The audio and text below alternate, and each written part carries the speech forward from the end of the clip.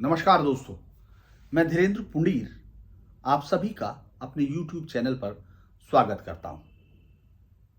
सच कड़वा होता है और लोग आसानी से उसको सुनना नहीं चाहते, क्योंकि आज के वक्त में ये बहुत मुश्किल बात होती है कि आप तटस्थ होकर कोई बात कहें, क्योंकि आपके साथ दोनों तरफ तलवार की धार होती है। आप सच बोलते हैं तो जिन लोगों को वो मुफीद होता है, उनको वो एकदम आप बहुत बेहतर आदमी लगने लगते हैं, और जिनके वो खिलाफ जाता है, उनकी नज़र में आपसे बड़ा कोई आदमी विलेन नहीं होता। लेकिन पत्रकार हैं तो ये लक्ष्य है कि हम लोगों को अपनी बात कहनी है, और मैं तो इतनी ईमानदारी से अपनी बात को शेयर करता हूँ अपनी समझ के मुताबिक। हो सकता है उसमें बहुत सारी चीज़ें आपको लगता हो गलत हैं, सब चीज़ें हैं। खैर, मैं उस पर बात नहीं करूँगा, क्योंकि अभी मैंने सिर्फ 2-3 दिन पहले की उस वीडियो पर आपने टिप्पणियाँ पढ़ी होंगी। चूँकि मेरी इसलिए मैं आदत है, मैं टिप्पणियाँ पढ़ता हूँ कि ताकि जवाब दे सकूँ अगर कोई हमसे जवाब चाहता है। तो बहुत सारे लोग खास तौर से लोगों को लगा कि शायद वो कोई जातिवादी खबर थी, वो ऐसी नहीं थी।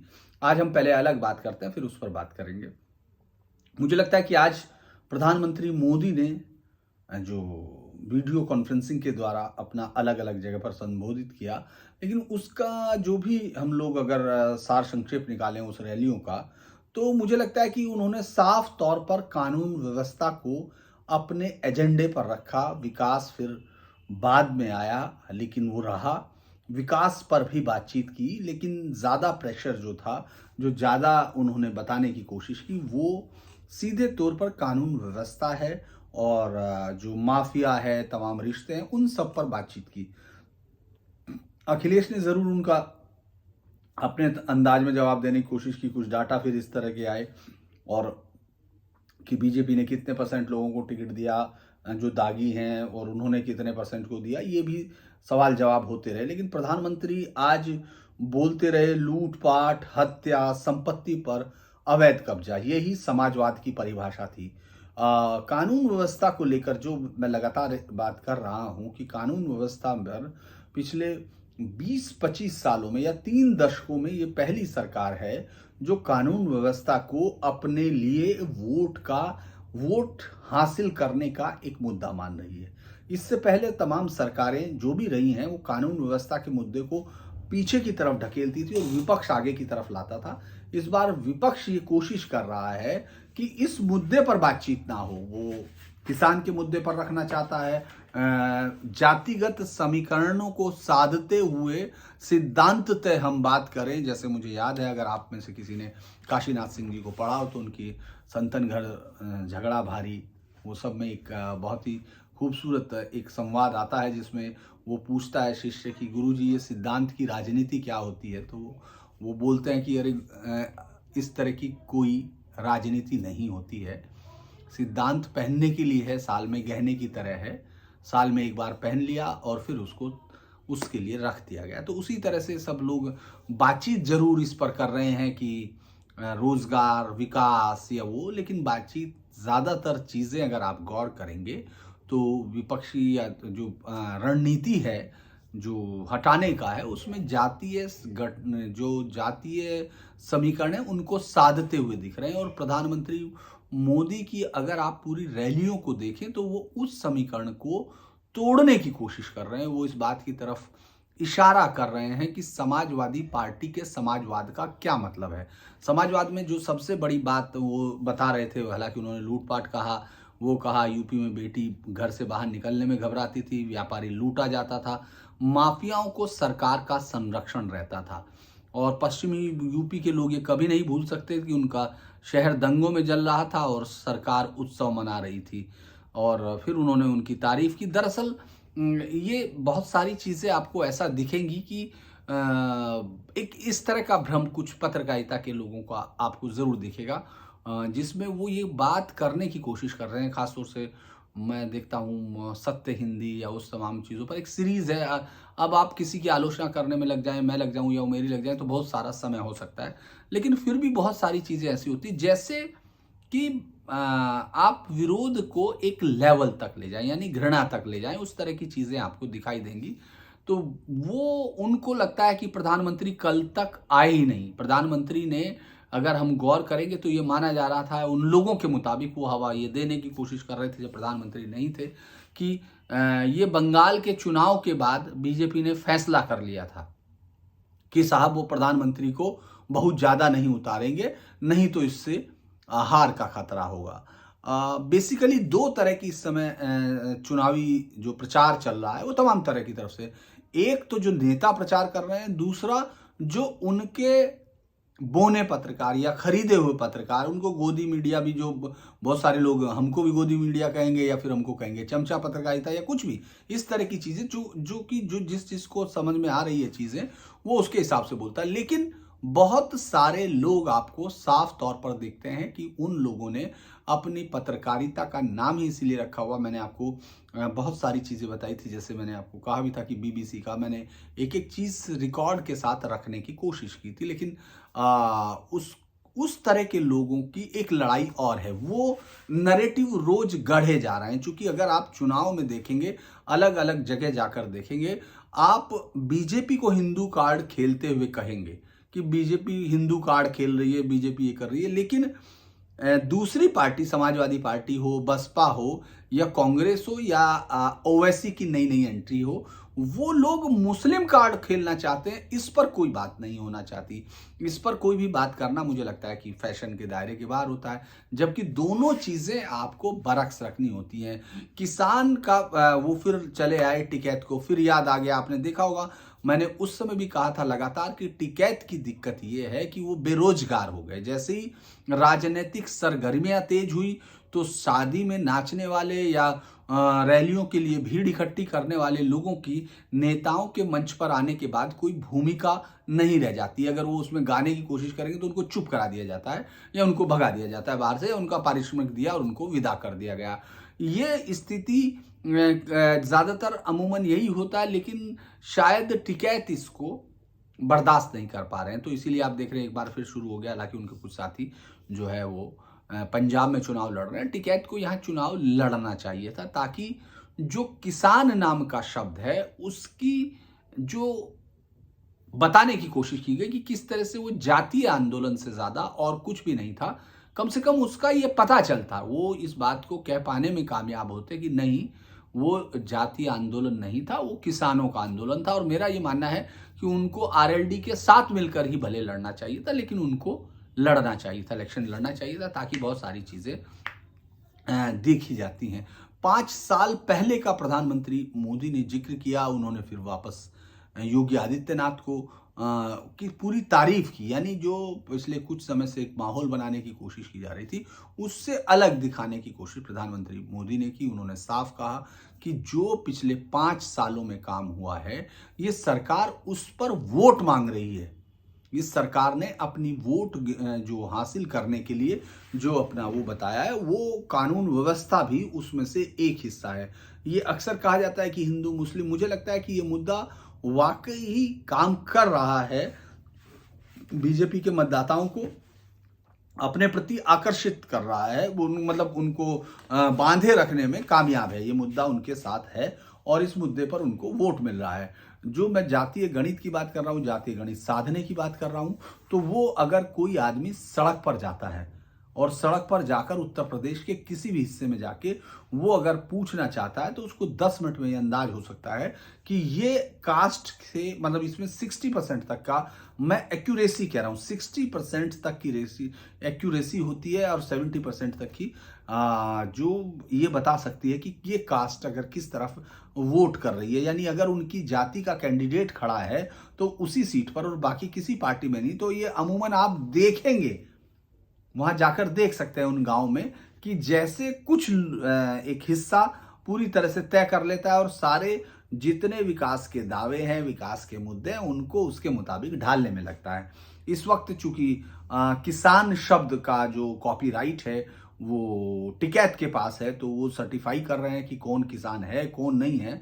लेकिन जब आप गांव में जाते हैं और खासतौर से हम जैसी पृष्ठभूमि का पत्रकार जो गांव से ही आया हो और जो उसका गांव में आज भी उतना ही रिश्ता हो जितना हमेशा से रहा है, तो वो आसानी से समझते हैं कि इस बात के कितने मतलब है और कौन सी जाति। जैसे कि मेरे सरनेम के आधार पर ही बहुत सारे लोगों ने इस चैनल को लिख दिया, बहुत सारे लोगों ने लिख दिया ये उसका चैनल है या ये उसका फला चैनल है। वो उनका सरनेम ये बता रहा है कि वो ऐसा क्यों लिख रहे हैं।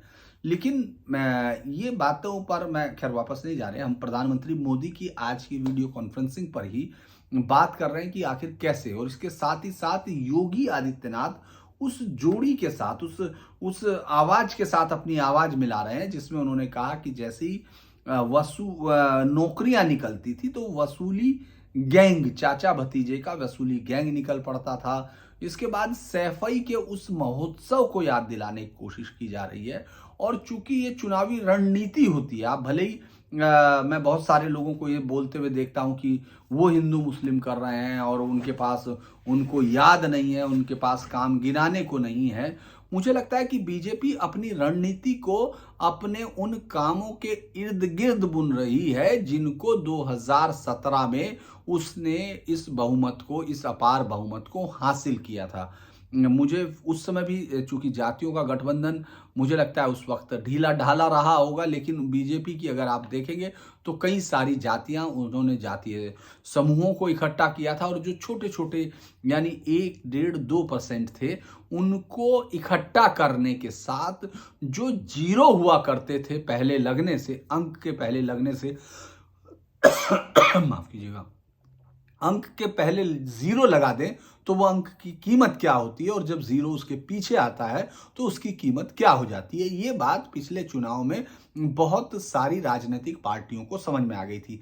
अखिलेश यादव ने वो कोशिश की है, अगर हम लोग पूर्व मुख्यमंत्री अखिलेश यादव को देखें कि उसने ये पूरी कोशिश की है उन्होंने कि वो इस जीरो को अपने अंक के पीछे लगाकर जो बीजेपी का पिछली बार का फॉर्मूला था उस पर आगे जा सके। तो अगर आप अभी फील्ड में उतरते हैं, कम से कम पश्चिमी उत्तर प्रदेश के 2 फेज की बातें कर रहा हूं, अभी जब आगे की तरफ बढ़ेंगे तब उस पर भी बात करेंगे।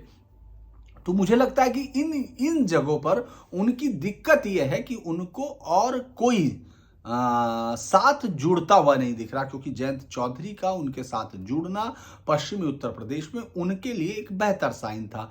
लेकिन क्या वो चंद्रशेखर के साथ अगर करते तो क्या बेहतर होता, क्योंकि चंद्रशेखर अगर अपनी आजाद आर्मी के साथ है तो मुझे शक है कि उसके पास कुछ भी जगह पर कोई समर्थन होगा, क्योंकि जिस तरह से ट्रेडिशनल वोट बसपा का है वो अभी भी इंटैक्ट दिख रहा है। पहले जिस तरह से हम लोग बाहर से देख रहे हैं वो बहुत ये नहीं है कि बहुत हल्ला करता हुआ दिख रहा है। आज भी मेरी जब मैं चुनाव में घूमते घूमते एक कैंडिडेट से उनकी मुलाकात हुई, बल्कि उनका जो कोऑर्डिनेटर थे वो भी मुलाकात हुई वो, लेकिन आज उनके साथ उतनी भीड़ अभी नहीं दिख रही है, उनके साथ उतनी तादाद नहीं दिख रही है। और जो अगर मैं बात करूं जो मुस्लिम इंटेलिजेंसिया है जो वोट को तय करता है वो बहुत ज़्यादा गंभीरता से ले नहीं रहा है। हालांकि सीटों पर, अलग अलग सीटों पर जो उनके कैंडिडेट्स है उनका व्यक्तिगत प्रभाव है वो बहुत सारी चीज़ों पर। लेकिन क्या आपको लगता है कि आपने सुना है बसपा किसी एक मुद्दे पर जोर दे रही हो?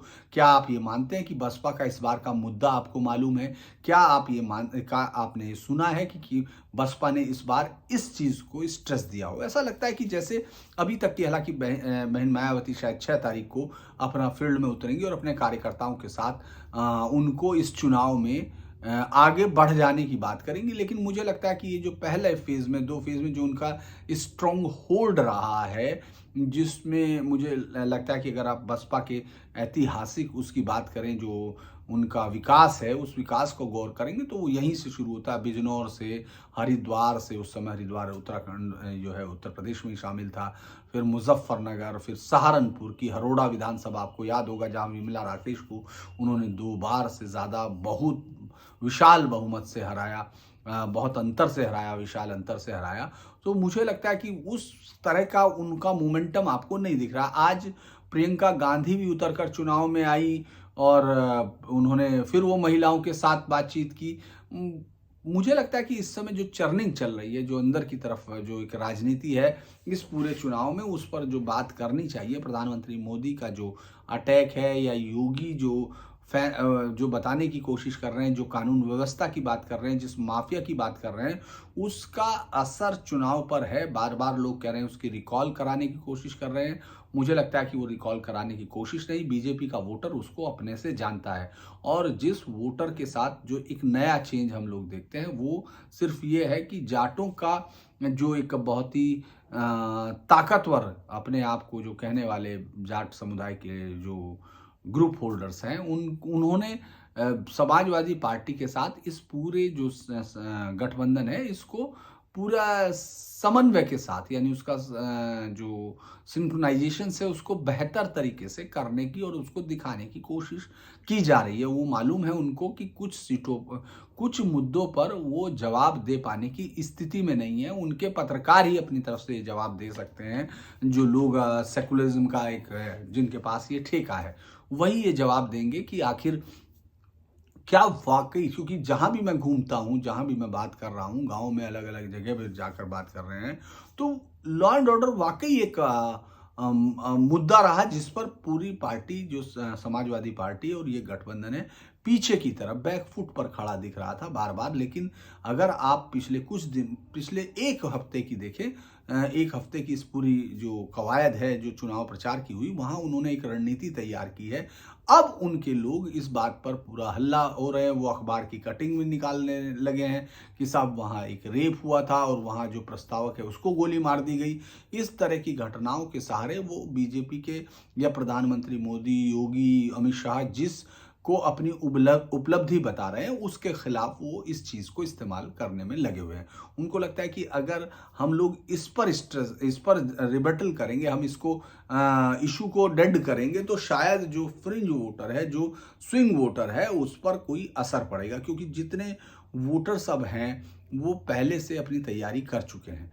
वो बहुत दिन हो उन्होंने सरकार को रखने या सरकार को भेजने का जो है तय कर लिया है। बहुत सारी चीज़ें मैंने आपको कहा था कि गाय और जानवरों का इशू है, उस पर अभी तक हम लोगों ने इस तरह के कोई शब्द नहीं सुने थे, जो धीरे-धीरे अब वो सुनाने लगे हैं, क्योंकि लड़ाई अब पूरी सीधी हो गई है, बीच में कोई रहा नहीं है। कांग्रेस को लेकर कांग्रेस के जो कार्यकर्ता होंगे कभी, वो भी अब आपको फील्ड में नहीं दिखते हैं। जो लोग बैठे हुए हैं, वो इस बात पर ज़्यादा लगता है कि जैसे उनको कोई आर्थिक फ़ायदा मिला है तो वो वहाँ बैठे हैं, नहीं तो उठकर चल देंगे। और वो वोट किसको देंगे, ये भी शायद वो कम से कम वो आदमी जो कांग्रेस का उनको लाया है, उसको यकीन नहीं होगा कि वो कांग्रेस को वोट देंगे।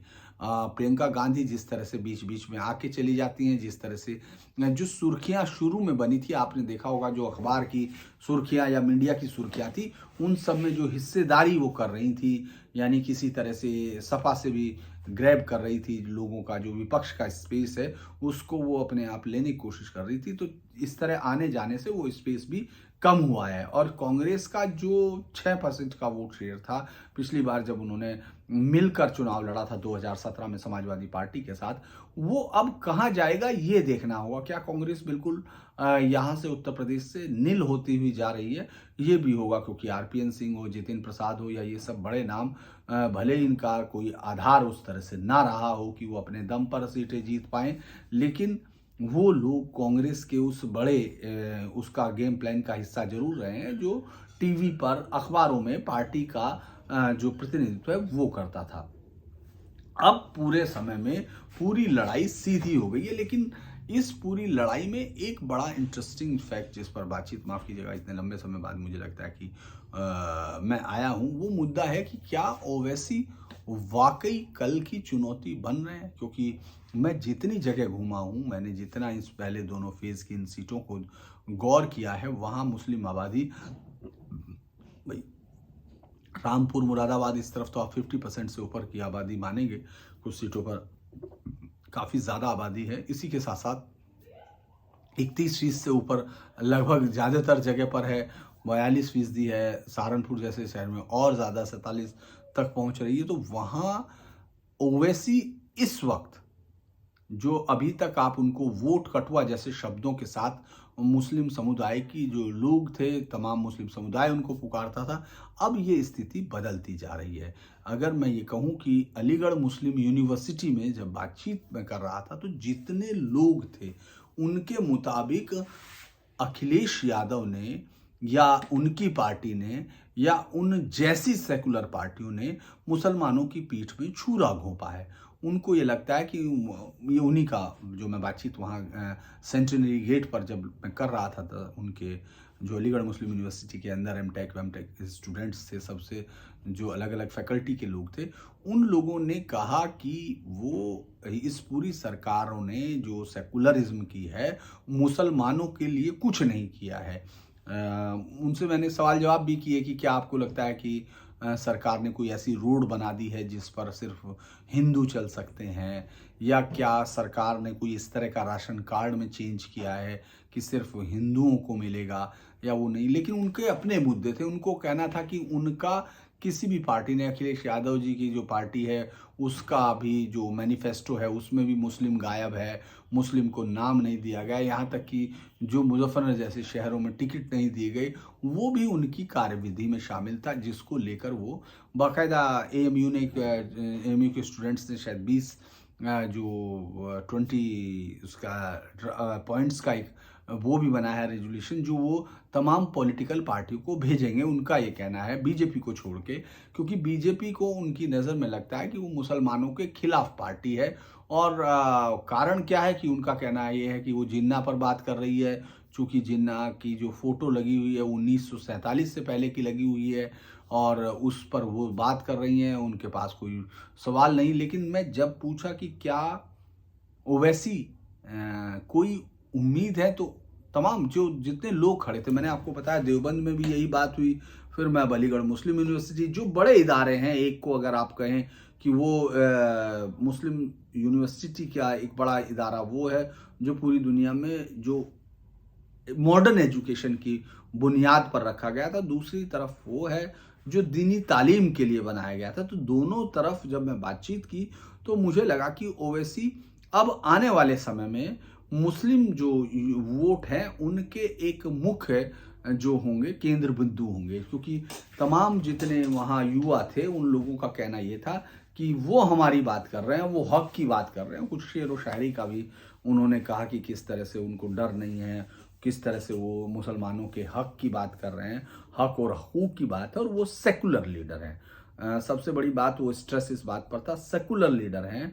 और चूंकि अभी तक मुस्लिम समाज को मुख्यमंत्री नहीं मिला है यहाँ उत्तर प्रदेश में, और इस तरफ किसी ने ध्यान भी नहीं दिया और जो परसेंटेज के साथ जब इस बात की शुरुआत की थी ओवैसी ने, तो तब लग रहा था कि शायद वो उनकी बात को बहुत ज़्यादा संजीदगी से नहीं लिया गया। लेकिन आप अब धीरे धीरे ये बात महसूस कर रहे हैं कि वो यहाँ अगले चुनाव के बाद सबसे बड़ी जो खतरे की घंटी होने जा रही है, सेकुलर जो पार्टियां हैं उनको जो चिंता होगी अपने वजूद की, तो मुझे लगता है कि वो मुस्लिम वोटर्स की तरफ से ही उनको आएगी। क्योंकि 89 में जब से 91 में कांग्रेस से मुंह फेर लिया था जो मुस्लिम समुदाय है, तो उनको यहाँ उत्तर प्रदेश में उसके बाद सत्ता के नज़दीक जाने का मौका नहीं मिला। लेकिन ये एकमात्र कारण नहीं है, क्योंकि उनके साथ बहुत सारे जो कि ब्राह्मण, दलित और मुस्लिम, यही वोट बैंक था जो कांग्रेस को इतने लंबे समय तक उत्तर प्रदेश की सत्ता में बनाए रखा। अब उसके बाद सिर्फ मुस्लिम्स के जाने के बाद जो एक बड़ा बेस था वो खिसक गया। तो आप चर्चाओं में, आप जो साउंड आपका वोटर था, उससे पहले मायावती आपसे दलित ले चुकी थी। तो मुझे लगता है कि इस पूरा जो एक नया समीकरण उभरता हुआ दिख रहा है, उसकी कोशिश, जैसे सुहेल देव जो पार्टी का जो समाज पार्टी थी उसका गठबंधन करने के वक्त ओवैसी बहुत उस समय शायद उनको लगता है कि वो उस जो उनके प्रति जो युवाओं में मुस्लिम युवाओं का रुझान है उसको उन्होंने सही से या गौर से किया नहीं था, या उन्होंने उसी रुझान को भांपते हुए गाजी जो सलार जंग है उस पर जाकर चादर चढ़ाई और उन्होंने उसको जाने देने का रास्ता दिया। निकल जाने के लिए ओम प्रकाश राजभर को अपने दल से निकलकर जाने जरूर दिया। उस वक्त जरूर लगा कि शायद वो क्या था, लेकिन अब अगर आप देखेंगे कि वो चादर चढ़ाना उनके लिए अब डिविडेंड दे रहा है। उनको युवाओं के अंदर, मुस्लिम युवाओं के अंदर, और ख़ास तौर से वो लोग जो माउथ पब्लिसिटी के लिए बहुत ताकत रखते हैं अलग अलग। अगर आप यूनिवर्सिटी, मुझे लगता है कि किसी इस पे बात करने की ज़रूरत नहीं है कि अलीगढ़ मुस्लिम यूनिवर्सिटी का डिवीज़न में क्या रोल था, वो पाकिस्तान के लिए किस तरह से एक शस्त्रागार के तौर पर कहा गया।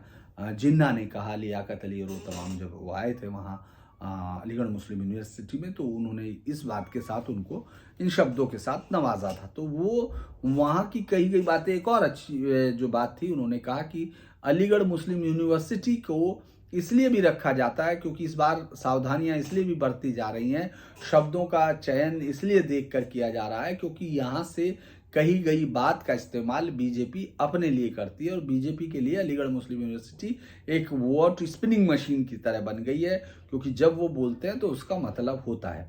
लेकिन सहारनपुर में जब आप नकुड़ में बात करें या फिर आप बेहड़ आ जाइए, बेहड़ से फिर आप देवबंद की तरफ चले जाइए, इधर से फिर आप कैराना होते हुए थाना भवन और बागपत की तरफ बढ़ जाइए, और या फिर इधर की तरफ आप मुरादाबाद संबलपुर की तरफ जाइए, तो आपको लगेगा कि ओवैसी इस वक्त मुस्लिम युवाओं की, जो समाजवादी पार्टी को वोट दे रहे हैं उनकी, या जो समाजवादी पार्टी को वोट न देते हुए बीजेपी में बसपा में अपना भविष्य इस वक्त वो सिर्फ फौरी तौर पर अपना एक विकल्प देख रहे हैं। उनका ये मानना है कि स्थायी ताकत मुस्लिम समाज को तभी मिलेगी जब ओवैसी को फुल फ्लैश तरीके से वो ताकत देना शुरू करेंगे। और उनका मानना ये था, ज़्यादातर युवाओं का कहना ये था कि अगले 10-15 साल में उनकी ये स्थिति होगी कि वो अपना मुख्यमंत्री खड़ा कर पाएंगे। इस गठबंधन को लेकर लगातार मैं देखता हूं कि संशय है, और ये बहुत ही इंटरेस्टिंग हो सकता है कि ये संशय वोटिंग के दिन क्या क्या गुल खिलाएगा, क्योंकि समाजवादी पार्टी के जो वोटर है वो शिफ्ट हो जाएगा, क्योंकि वो हो सकता है उसके पास और कोई बहुत विकल्प नहीं है, क्योंकि बसपा को लेकर बहुत ज़्यादा उत्साहित अभी नहीं दिख रहा है। हालांकि बसपा के नेताओं से जिनसे मेरी बात होती है, जो फील्ड में होते हैं या उनके कार्यकर्ता होते हैं, वो बहुत ताकत के साथ इस बात का जो है दावा करते हैं कि नहीं, हमारी आंधी है जो अंदर ही अंदर चल रही है। लेकिन ये बात आपको मतलब कम से कम हम लोग फील नहीं कर पा रहे थे ऊपर से। हो सकता है कि वो चल रही हो, क्योंकि उनका ये कहना था जब 2007 में बहन जी आई थी तो उस वक्त भी किसी को ये उम्मीद नहीं थी, लिहाजा उसी के अंदाज में चल रहे हैं। और उनके जो चेहरे, जो जाने माने चेहरे थे, उनको हटा के इस बार नवोदित चेहरे आए हैं, क्योंकि ज़्यादातर समय से अगर सबसे ज़्यादा एक्सोडस किसी पार्टी से हुआ है शुरू से ही बनने के साथ ही, तो उसमें बसपा का बहुत बड़ा वो रहा है।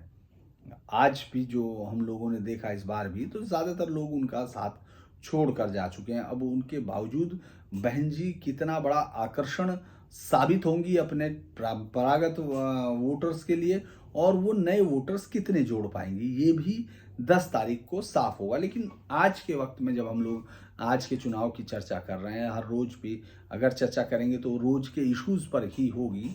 अलग अलग समय पर कोई स्पेशल होगी तो मैं उसमें ज़रूर चर्चा करूंगा। जैसे मैंने बहुत सारे युवाओं ने कहा है कि गुर्जर मतदाता कितने हैं, इस पर बात कीजिए। बहुत सारे युवाओं ने कहा कि वहाँ राजपूत कितने हैं, इस पर बताइए। और एक ने तो सीधा लिख ही दिया है कि आप तो राजपूत चैनल हैं। ये तमाम चीज़ों जैसी बातों की टिप्पणियां मैंने पढ़ी हैं, लेकिन मुझे लगता है कि इस पर अलग अलग बातचीत होगी। मैंने रिकॉर्ड से साबित करने की कोशिश की, क्योंकि जब 67-69 में सरकार बनी थी, संविधान सरकार भी बनी थी, तब जिस पार्टी के दम से सरकार बनी थी, मैं बार बार ये कह रहा हूँ, इसलिए नहीं कि मुझे उससे कोई लेना देना है उस पार्टी से, लेकिन तब भी भारतीय जनसंघ के विधायकों की संख्या चौधरी चरण सिंह के विधायकों से लगभग 5 गुना थी।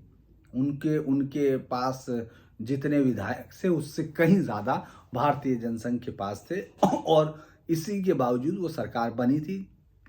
हालांकि सीबी गुप्ता और रामचंद्र विकल अलग अलग दावों के साथ पेश किए गए थे, लेकिन उस वक्त ये सरकार नहीं बनी थी। तो मैं इसीलिए मैं बहुत ज़्यादा, चूंकि व्यक्तिगत तौर पर नहीं उसका जवाब देना चाहते हैं, ये मुझे लगता था कि ये जो कहा जाता है ये एक गलत, चूंकि शरद गुप्ता बीबीसी के रिपोर्टर हैं, आप उनकी भी रिपोर्ट देख लेंगे। मैंने कल उनको एक और चैनल पे भी बोलते सुना, वो 2012 ही दंगा बोल रहे हैं, वो कौन सा दंगे को दंगा बोल रहे हैं वो मैं नहीं समझ पा रहा, क्योंकि जिस दंगे की हम लोग बात कर रहे हैं, जिस पर तमाम चैनल बात करते हैं, वो 2013 का है। और बीबीसी जैसे लोगों पर, बीबीसी पर जैसे बहुत अक्सर लोगों को यकीन हुआ करता था, उस समय हमको लगा कि शायद वो उसकी बहुत बेहतर रिपोर्टिंग होती होगी। वो उसके लिए नहीं था, ये उन तमाम लोगों के लिए था जो उसके फैक्ट्स को अपने पॉलिटिकल हित या अपनी बात को दम देने के लिए इस्तेमाल किया करते थे, और वो कोई भी न्यूट्रल रिपोर्टिंग का कोई बहुत नमूना पेश नहीं करती है। आज प्रधानमंत्री मोदी के आने से अब इसमें कितना चेंज आएगा, ये बात पर कल से बहस शुरू हो जाएगी। और आज रात भी जो तमाम चैनल हैं उस पर आपने सुना, तमाम पत्रकारों ने अपने अपने हिसाब से कहा। लेकिन मुझे लगता है कि बीजेपी के लिए एक बेहतरीन साइन है, क्योंकि प्रधानमंत्री मोदी अभी भी उत्तर प्रदेश के मतदाताओं में बहुत पकड़ रखते हैं।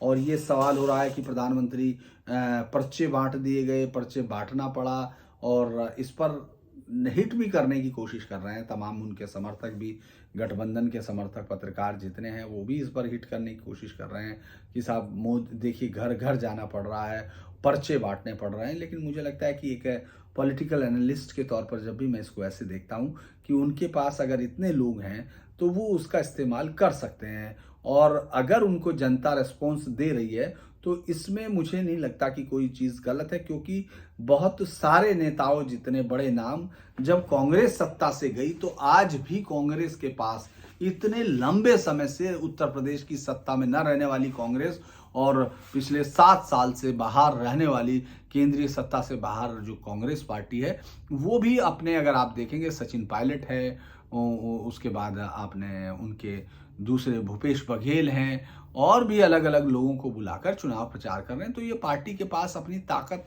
होती है तो वो उसका इस्तेमाल करती है।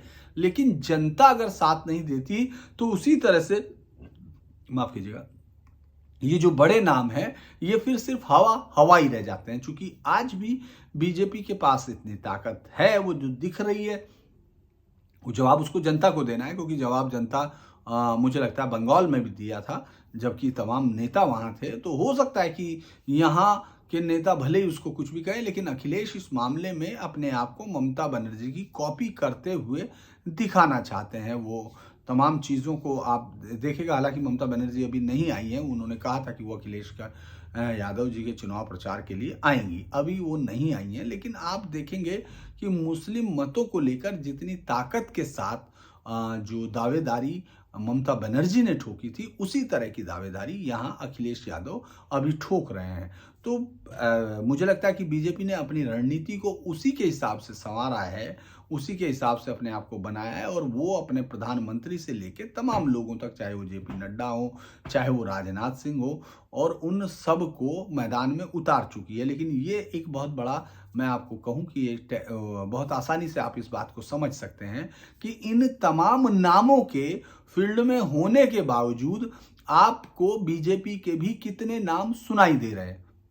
आप कितने नामों के बारे में रोज सुन पा रहे हैं, उनके भाषण को सुन पा रहे हैं या उस पर सुन रहे हैं। तो वो उसी से आपको इस बात का जवाब मिल जाएगा कि क्यों योगी, मोदी और अमित शाह सबसे ज्यादा चर्चाओं में हैं, क्योंकि उनके पास बीजेपी के जो फैन फॉलोइंग है वो उनके पास सबसे ज्यादा है। लोग उनकी बातें सुनना चाहते हैं, बीजेपी के समर्थक। और अखिलेश यादव जो अभी इस समय सामने दिख रहे हैं, तो उनके साथ उनका जो एक सबसे बड़ी ताकत है, उनका इस बात की तरफ है कि मुस्लिम वोटर उनको छोड़कर नहीं जा रहा है। क्योंकि यादव वोटर जो जाति के आधार पर साथ है, और जो जाट है, जो डिवाइडेड है, जाट, मैं फिर कहूँगा कि जाट बहुत अच्छे से डिवाइड है, और उसमें 30 से 40% का डिवीजन बीजेपी के लिए है इस बार। बाकी सब जगह पर मुझे नहीं लगता कि इतना ज़्यादा या कोई और वो ले पाएंगे, और कोई पार्टी जाटों के अंदर से डिवीज़न कर पाएगी। वो मुझे लगता है कि एक डिवीज़न है। तो आप ये सोचिए कि ये लड़ाई वाकई काफ़ी बड़ी होगी, क्योंकि जातीय आधार पर की जा रही लड़ाई में धर्म का दोनों तरफ से झोंक है।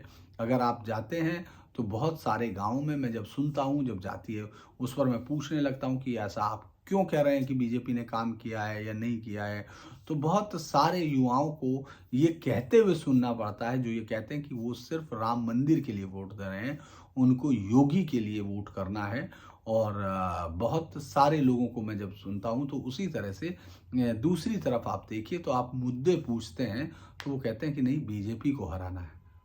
तो इस तरह की लड़ाई लड़ाई जो है बहुत इंटरेस्टिंग है। आज के लिए इतना ही। कल फिर एक और जगह पर मैं मुलाकात करूंगा लोगों से। मैंने आज कोशिश की थी कि मैं उन बच्चों की बात रिकॉर्ड करके मतलब इस पर फील्ड से रिपोर्टिंग करके, लेकिन फील्ड में चूंकि बहुत ज़्यादा काम मेरा चैनल का ही रहता है, ऑफिस का ही काम इतना ज़्यादा रहता है कि हमको एक ही दिन में करना होता है। 5-6 कॉन्स्टेंसी आपको जाना होता है अलग जगह, और मैं सिर्फ एक शहर में रह के या उसके आसपास की कोई कॉन्स्टेंसी नहीं, मैं कोशिश करता हूँ कि 5 अगर किसी शहर में है, 5 एक लोकसभा सांसद की सीट है, तो मैं पाँचों पर कहीं ना कहीं कोई ना कोई एक एक गाँव छू कर उनसे बात करके तभी वापस आऊँ और उनसे समझने की कोशिश करूँ कि इशू क्या है। वैसे अभी तक मुझे बहुत निराशा के साथ कहना पड़ेगा कि इशू पर बहुत कम चुनाव है। ये फिर जातीय गठबंधन के मिले जुले उनके बाद है। विकास पर बहुत सारी वोट वो जातियां दे रही हैं जिनको इसका जो जिनके लीडरशिप, जिनके पास अपनी प्रकटता कोई लीडरशिप नहीं है, और वो जातीय आधार पर बहुत अपने किसी लीडर को प्रोजेक्ट नहीं कर पाई हैं। वो उनका जो आधार है वो विकास पर वो बात करती हैं। उनको लगता है कि क्योंकि उनको राशन मिलना है वो बहुत इंपॉर्टेंट है उनके लिए, गांव में सड़क भी इम्पोर्टेंट है, उनके यहाँ घर भी इम्पोर्टेंट है, और उस पर वो पार्टी के हिसाब से वोट देती हैं। तो आज के लिए मुझे लगता है इतना ही। फिर हम आगे की तरफ बात करेंगे। आज बातचीत सिर्फ ओवैसी पर करने थे, लेकिन मुझे लगा प्रधानमंत्री मोदी की आज एंट्री है तो उस पर बात करनी थी। आज के लिए इतना ही। मैं फिर आप तमाम दोस्तों से एक गुजारिश करूँगा कि इसको आप सब्सक्राइब करें, शेयर करें, और लोगों तक शेयर मुझे लगता है वही करिए, वो कीजिएगा ताकि हम और ज़्यादा बातचीत कर सकें, अलग अलग इशू पर बातचीत कर सकें। और मैं फिर कहूँगा सच कई बार कड़वा ही होता है, ज़्यादातर कड़वा होता है। कोई चीज़ अगर आपको चुभती है तो आप ये मान के चलिए कि मेरा इसमें कोई किसी को दुख पहुंचाने का कोई मतलब नहीं। मैं सच बात जो मुझे समझ में आ रही है, जिसके लिए मैं कोई भी कच्चा रेफरेंस इस्तेमाल नहीं करता हूं, और अगर गलती होती है तो मैं उसको स्वीकार करता हूं, क्योंकि गलतियों से हम आगे सीखते हैं अगर अगर उनको ईमानदारी से स्वीकार करते हैं। तो आज के लिए इतना ही। एक बार फिर आप लोग इसको लाइक कीजिए, सब्सक्राइब कीजिए और शेयर कीजिए। नमस्कार, शुभ रात्रि।